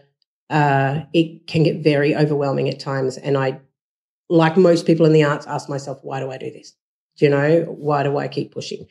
But it is those people that ground me. It is those people that say, Eva, have a look at what you're actually doing and what you're actually achieving, because that gets lost in the ether for me quite often, because it's about the situation I'm dealing with at the time. It's really important that I have those few people around me when I need them. There have been many situations where I have nearly just gone, this is too much. I can't deal. My board for Yaakin have been integral in supporting me through cultural issues. I sat down with my board and I said, this is what's happening. I feel like I'm being attacked from here and here. But you are the community. You are our community representatives here on Noongar Budja. So I would like you to tackle this. And they very graciously said, absolutely. We will, you don't, that's not part of your job. And it was hard to do that with my board, because you do assume that's your job. That's just your job. That's what you deal with, and you move on. But I couldn't move on from this one. And my board wonderfully took it on and have checked on me and the situation several times since. And to have that level of trust from community and my board has helped me keep myself accountable for what I'm doing and stay responsible, respectful and kind. Yeah. Yeah, definitely. Thanks, Eva. And I think the point you make too about the role of the board there and that style of leadership that comes from the board level is really important. There's been a lot of debate in CEG about the relationship between CEOs or executive and board in recent years. And we have seen some really testy examples playing out as the pressures have been great. So that thing of being able to foster that trusting environment, no matter what your experience is important. There was a question here. I'll get you to use the mic. I'm Rosalind from Seesaw Magazine, and we're a new digital arts platform. And I think my co-editor Nina and I probably both identify with a comment that Eva said about we're not hungry for power, but we're advocates for change, and that's why the magazine exists, because we want to ignite conversation about the arts, and we're finding that was no longer happening in journalism. So, but like many other arts organisations, we are, trying to find new ways to fund journalism, and we are part of the WA wider community, which is a unique environment corporately, in that a lot of our corporations are fossil fuel companies. So like many of you, and the challenge is and my question to you is, as arts leaders, how do we try and diversify our funding in this corporate environment, which is really unique to WA? Thanks, Ros. And that obviously picks up on a lot of the discussion that's been happening around ethical partnerships that the Chamber's been picking up on and leading some of that conversation. Do you want to pick that up as well? Do you want to pick that up? You did yourself a disservice there, because Mark's just interviewed me for just over an hour and 20 on that exact subject for Seesaw. It's really hard to give a summary. I think the way I described it seems like this: the goal of, I think, any arts entity is to move from money which is restricted in some shape or form to money which is unrestricted, for which you've got complete artistic freedom to do the thing that you want to do. Because any bit of money that's restricted, whether it's from a sponsor or anything else, unless it is so cleanly aligned to what you want to do, in some way distracts from the core activity of the organisation. So if we took on a fossil fuel sponsor and it wasn't utterly transformational for everyone involved, I'm talking the $20, $30 million pluses in the context of this gallery. I wouldn't look at anyone for anything less than that in this context. Then I would need to balance how much time and effort is it going to take from the culture within the organisation to bring the staff along with that type of decision, to how much time does it take to try to talk to the outside world, justifying particular decisions that you've made, and to what extent does that take you away from the business of actually running the entity that you're trying to run. So I tend to couch it, I couch it in Mark's terms, in that ours has been a journey of moving from anything which is got restrictions on and deflects from what we're trying to do, to those things which take all the restrictions away, and it's free money that I can give to the curators to go and play with. And that's our philosophical journey, if you like, without saying what those things are. You can read the piece for that. Yeah, all subscribe to Seesaw. Anybody else want to pick that up? I'm conscious this conversation's happening a lot, but Sam? Yeah. I mean, this is a critical issue, and as I mentioned, it was an issue that was front and centre during the election. I think you need to look at the organisations we're talking about to see where they're coming from, because mining companies, agricultural companies, oil and gas companies, I mean, they're a normal distribution of the population, and they have an equal number of environmentalists and other people. Rio Tinto, I started moving Rio Tinto out of fossil fuel 10 years ago. Rio Tinto is completely out of fossil fuel. Now, you can still say they're a miner, and that's quite right. But my response to that would be to ask you, how in the hell did you get here today? Did you come by train? Did you come by bus? Did you come by car? Did you come by bike? And guess what all of those are made of? They're made of minerals. So you're being incredibly hypocritical if you think that you can't have a mining company support you. I can remember many, many years ago going on a trip with the Australia Council to New York to look at how arts companies there fund and how they focus on development and philanthropy and what have you. And there was people from each state. And I was talking to the guys from Tasmania, and they said, "Oh, you people in the West, you've got a whole lot of business supporting your arts. We think that that's terrible." And I said, "Well, but hang on. What do you mean?" "Well, we have no business supporting our arts because they're going to influence your artistic merit. They're going to influence what you do." Now, I've been involved in a whole range of arts companies, and I've never seen business try to influence what you're physically doing. Certainly not artistic merit, artistic development. I understand the point of your question. I understand that you're trying to reshape support for the arts, but you do need to recognise the fundamentals of the Western Australian economy. And if you want to have the majors supporting you, then you need to help them change. Thank you. Thanks, Sam. I reckon there might be a few people who've got a few comments about that one. But so, Peter, Ryan. I'm going to change the topic, though. Yep. It's all right, okay, cool. My question, yes, thank you. My question is, what's your advice to people who are afraid to break the rules? And by break the rules, I mean those structures and contexts that are given to us from so long ago, no one knows why they started, or break the rules that we impose upon ourselves, or the myths around business and the arts that we impose upon ourselves.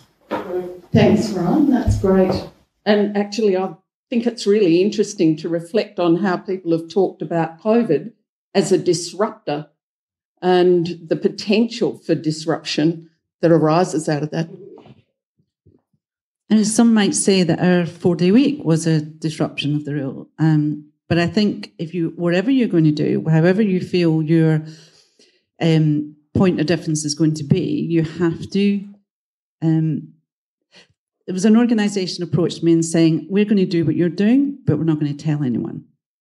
And I was disgusted to the pit of my stomach, disgusted, because that's not change. That's a dirty secret. And if you have a point of difference that you want to stand up for, and you might be wrong, we might get it wrong, but it's okay to get it wrong. But it's not okay to try and do it without transparency and without integrity. And again, these were words that were used by pretty much everyone here today: transparency and integrity and conviction, and believing that if you want to make change and you believe it's the right change, do it, and do it in the full light of day. Thanks. Yeah, I think that's the key points. It's having the conviction. I think if you believe in something strongly enough, you need to stay true to it. You need to be clear. You need to articulate it. You need to own it. I have a pin-up piece of paper on my office door of Arthur when he started at the city. Week 2, I think I had a meeting with him about a strategy which he told me was boring, and couldn't we do something different? And he wrote on the back of the paper, there are no rules, there are no limits. And so now whenever I'm feeling hindered or challenged and I want to make a change or I want to do something different, then I look at that, and that's kind of what you own it by, and you run with that. But you have to bring the people along, and you do have to be full and transparent in that space, and then encourage others to do the same. So there's that old, if it ain't broke, don't fix it. But I kind of like to look at things like if it's not broken, why would I want to fix it? Do you know, if there are rules that need to be broken, it's because they need to be broken. If they're not working for you anymore. So my brain just keeps going, why not? I think I agree. It's conviction, it's standing by yourself, it's trusting yourself, it's also trusting the voices of your community, and like Sharon finished up with, it's about the people. If you're going at things with the right intention, then they are worth doing. Yeah. I am going to take advantage of holding the mic for a minute and just say on that issue of people, another word that came through a lot was kind, and the importance of being kind and putting people first. But as we know, that doesn't mean low standards around what you're getting out of your staff. And I think sometimes when you're managing change, you observe that some people can't go with the movement. And then there's that issue of, okay, how are we going to move that on? I think that's an area that's challenging for a lot of orgs. Can we just get some comment on that thing of whether you're kind or whether you're just a hard bastard? I have a little saying that my dad taught me: don't mistake my softness for daftness. And it really is that compassion comes with a firm kind of call it strategy. The substance behind it. It's not just follow me because I'm the Pied Piper. It's follow me because. But yes, some people will not come with you. It's not been my experience in this circumstance that I'm talking about, particularly with the change. But there are other things, and as I say, I think if you have I've always had people that I've worked for that I've wanted to get their approval. I want to be the boss that my team won't say, I did this, are you happy? That's to me, that kind of aspirational leadership is where I aspire. And I look at other leaders and I listen to people today and I go, oh, I'm going to be better at that. So maybe that's the answer, is that when they're not following you, you're just maybe they won't follow you, or maybe you just have to kind of change the tone. I don't know. Yeah. I was just going to say, for me, I don't know that it's necessarily kind, because sometimes things have to get done. It's empathy. It's knowing and putting yourself in the position of others and working through that with people, and understanding that people will come from different viewpoints and some people won't come on the journey. And as Colin said, it's then that you help those people to find what their next journey might be. It might not be with you. But I think if you have that empathy and you're able to take that context, then that's going to help lead that. Yeah, look, I think it is all about empathy. But a point that I'd make is that you come in as a leader and your expectations are different perhaps to the previous leaders. You need to recognise that these are people with skills, people with experience, but they need to be led. And they need to be mentored or they need to be coached. As a 60-year-old, Rio Tinto developed a mentoring system. And I thought, what the hell can I learn? I've been in business for 40 years. Suddenly I'm going to... But I thought, no, if everybody is going to have mentors, then I want to have a mentor and I want to see how it actually works. And I can thank my mentor for actually helping me move into the role as CEO of Rio Tinto. I was about to give up. I saw the madness that was going on in London and I didn't want a part of it. He said, no, you can't turn your back on it. You've got to keep banging your head against a brick wall. I wouldn't have done that without the mentor. And he actually held my feet to the fire. Thanks, Sam. I think, though, as someone who sometimes gets asked to mentor, I much prefer now the term dramaturg, the people that dramaturg. I'm happy to dramaturg people's lives. Philippa, do you want to shout or you? No. So online audience can hear that.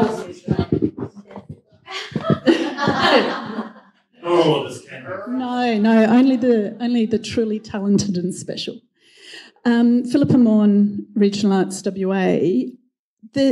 I'm just hearing a slight sense of that the word leadership is a bit of a dirty word and a bit of almost as if we're afraid of the term leadership. And I think if we're going to look to the authors of the GFC and a two-party political system, which is, tends to go toward blaming and self-justification, then, I think we can understand why.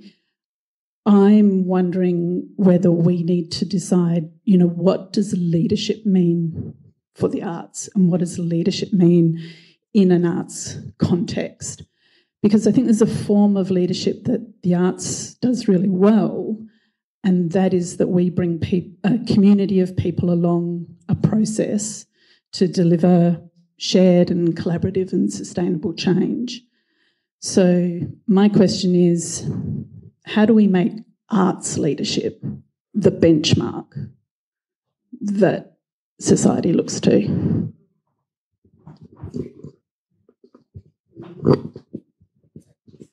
Right, who's going? Colin, you haven't said anything for a while. I don't believe in the concept of leadership. You should have been here 50 minutes ago. There's a tautology in leadership. If you're making decisions that lead to outcomes, then people hope the points I was making just try to ascribe a term to those things, and they call that term leadership, because as a society we like hierarchies, we're used to hierarchies. It's hierarchies that determine the decision-making processes. And so people tend towards looking for a hierarchy and a hierarchical solution in order for a range of problems, as opposed to, for instance, a community groundswell type approach in order to try to affect change from a much broader based community, which is what we are all very good at, as opposed to Sam lobbying on our behalf for government or me lobbying because I get on well with the Premier or anything else. It's always the people. The body politic listens to the people. It's got to start with the mass movements. There was no leader of Black Lives Matter. There was no leader of Me Too. The big societal changes come from groundswell movements, very rarely from individuals who try to push things. And I think why the Australia Council is a fascinating beast, because it's fundamentally not changed since the British model of the 1940s. And the British model of the 1940s fundamentally hasn't changed either. And no one's going to change it, by the way. They do endless reviews and it never gets changed because individuals lobby for it, and individuals keep on lobbying as individuals, and they get to this PowerPoint at the top where the individual lobby becomes more important than the groundswell lobby, and then decisions get made. That's just a reality of political change. If you need political change to influence the way in which your particular organisation, sector, project, whatever, needs to be interpreted.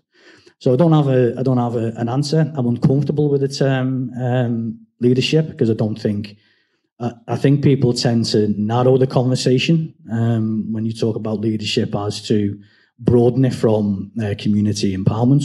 And I'm all for community empowerment, and I am not the least interested in individuals who purport to lead. I think it's really interesting, your question, Philippa, because I must admit what I was listening to today didn't strike me so much as a kind of diminishing of leadership, but actually... Yeah, I know. No. I'm not a leader. Yeah, I understand that, but I also heard people saying that it's about bringing themselves into the frame and kind of owning that role alongside all the people they're working with. So there's just a nuance there that's interesting, but I can... I think the arts leads well. Yeah. I think the arts does what Colin is describing. Yeah. I know, that's why, he says those things, but as Sam pointed out, look at all the change. Peter. Yeah, Colin's just getting away from the one leadership. Yeah. Yes, exactly. Which is what all the structures in this country actually deliver. Yeah. The arts model is a broader is different. Spectrum of leaders. From the ground roots up.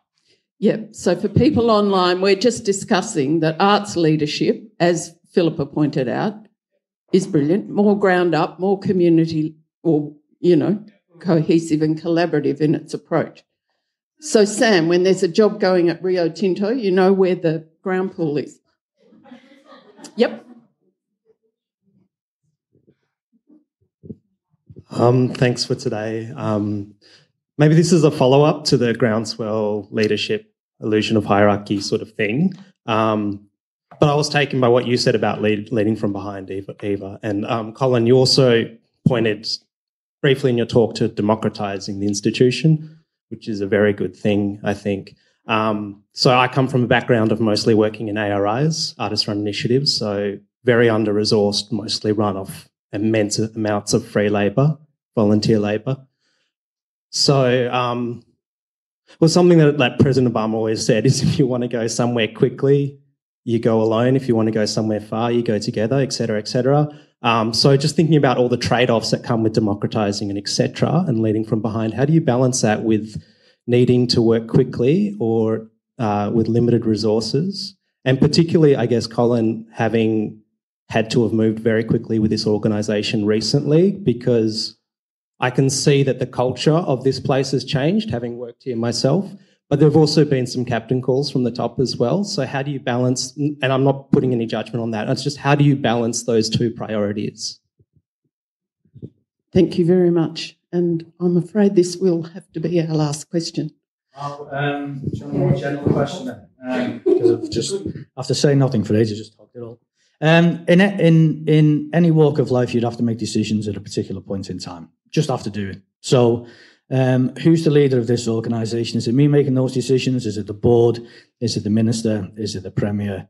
Is it the community? Everybody's involved in trying to come together with a group of decisions. It's very rarely a single decision in order to help the organisation move to its next step. So if I want to make a significant change, such as I don't know, let's take the strategy of, instead of leaving the money that we've got in the public bank accounts, that we invest that money in the markets.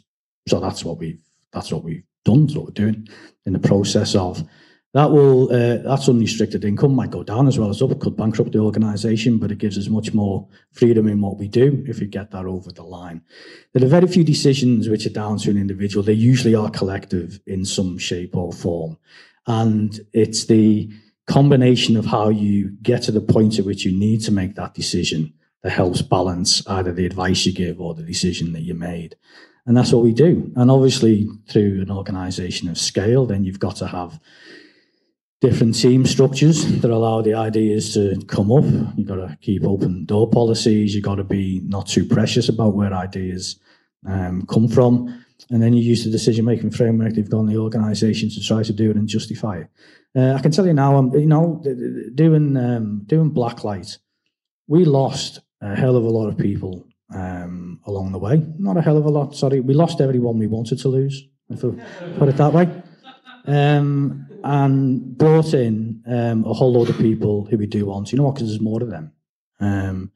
And so that decision was a whole of organisation decision to do. But ultimately, as the accountable one, I suppose I'm the one that said, yeah, go, we're just going to do it and deal with the consequences.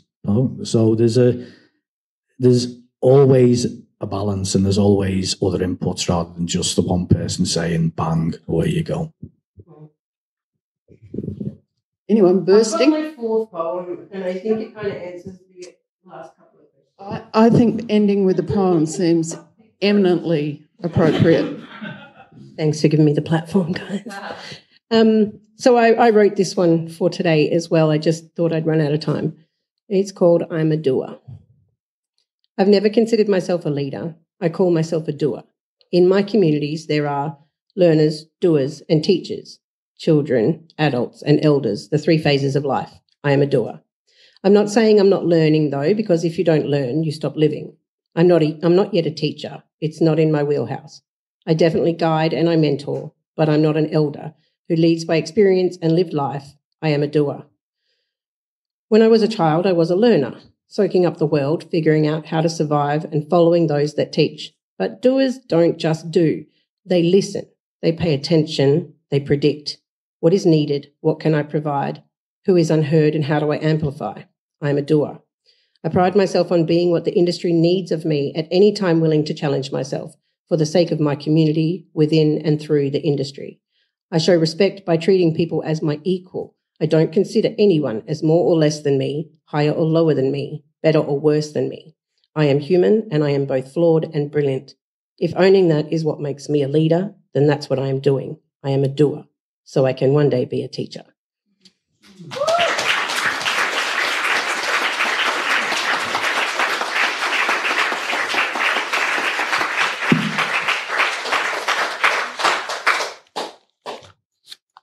Thank you. Fantastic. It's been beautiful to spend this morning with this room full of doers. And it's been a complete blessing to have the five of you speak so clearly and strongly about different aspects of leadership and the different things that you bring to your workplace, and that all of us, when we turn up every day, bring ourselves most of all. So thank you to all of you.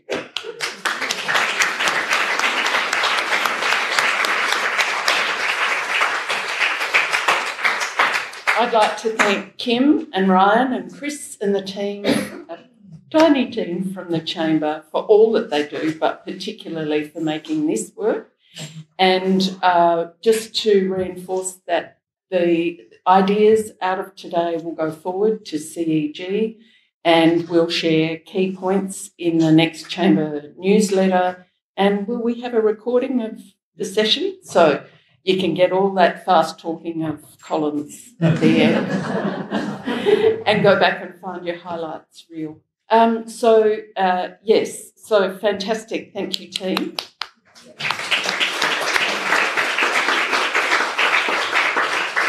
I would just again like to thank Lottery West for their investment in today, to AGWA for the space and hospitality, which I hope you're going to stay and share with us, and wish our Umaga colleagues a productive conference. There are some other events coming up with the Chamber, so keep an eye on our website. That's the best way to stay in touch with the really exciting program of discussions and learning that has come out of our capacity building program. So thank you all for your attendance, and I hope we get a chance to talk over lunch.